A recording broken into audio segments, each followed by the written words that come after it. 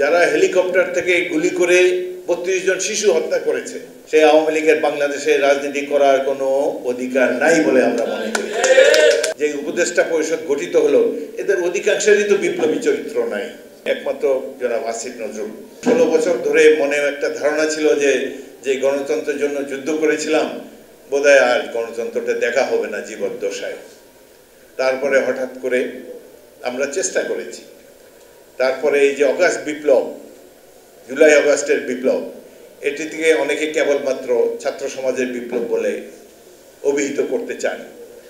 আমার দল বিএনপি ১৭টি বছর নিরলসভাবে সংগ্রাম করেছে, অনেক রক্ত দিয়েছে, ৬০ লক্ষ মামলা এবং বহু মানুষ গুম খুম হয়েছে বিএনপি সদস্য, এবং সর্বশেষ এই ১.৫ মাসের যে চূড়ান্ত সংগ্রাম, সেখানে ৪২২ জন বিএনপি কর্মী শহীদ হয়েছে। আমরা যেহেতু আমাদের ব্যানার ছিল না, আমাদের ছাত্রদল, যুবদল, মূল দল ব্যানার ছাড়া এই সংগ্রামে অবতীর্ণ হয়েছিল। অনেক অন্যান্য রাজনৈতিক দল যারা বিরোধী শিবিরে ছিল, তারাও তাদের কর্মী বাহিনী নিয়ে ঝাঁপিয়ে পড়েছিল। কিন্তু এখন মনে হয় যে আমাদের বোধহয় কোনো অংশগ্রহণ ছিল না, কেবলমাত্র বোধহয় শুধু ছাত্ররা আর কয়েকজন সমন্বয়কই বোধহয় এই দেশ স্বাধীন করে দিয়েছে। আরেকটা জিনিসে কষ্ট লাগে, এত রক্তপাতের পর, এত ত্যাগ তিতিক্ষার পর যে উপদেষ্টা পরিষদ গঠিত হলো, এদের অধিকাংশেরই তো বিপ্লবী চরিত্র নাই, একমাত্র জনাব আসিফ নজরুল। তাকে দেখেছি, এই কারাভোগ করেছেন আদিলুর রহমান খান। তো এই দুজনকে ধরা যেতে পারে যে সরকারের বিরুদ্ধে সরব প্রতিবাদ মুখর তারা ছিলেন।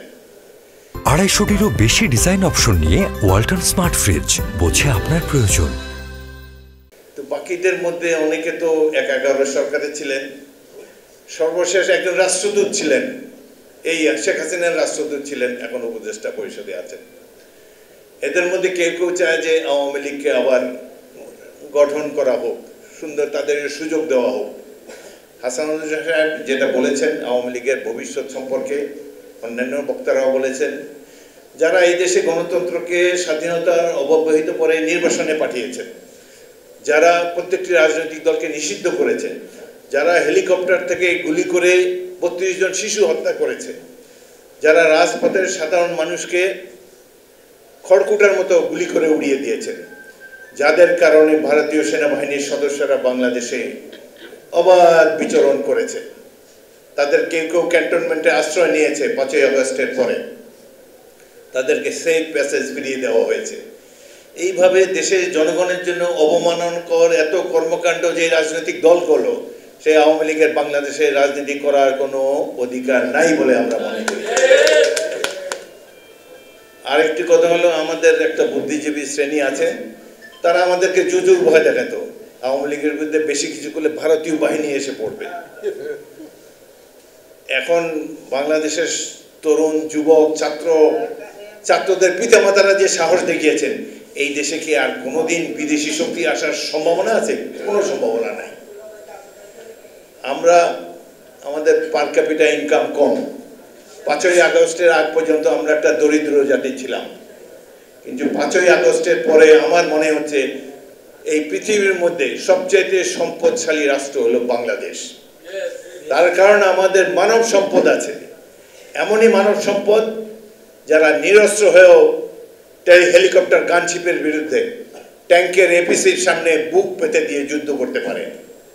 ৭১ সালে যুদ্ধ করেছিলাম যে ছাত্রদেরকে নিয়ে, তাদের হাতে অস্ত্র ছিল, কিন্তু এবার যে ছাত্র যুবকেরা রাজপথে ছিল তারা ছিল নিরস্ত্র, কিন্তু কি সাফল্যের সাথে, কি অসীম সাহসিকতার সাথে তারা মোকাবেলা করেছে এই ট্যাঙ্ক বাহিনী, হেলিকপ্টার বাহিনী আর এই আধুনিক মারণাস্ত্রধারী পুলিশ বাহিনীর বিরুদ্ধে।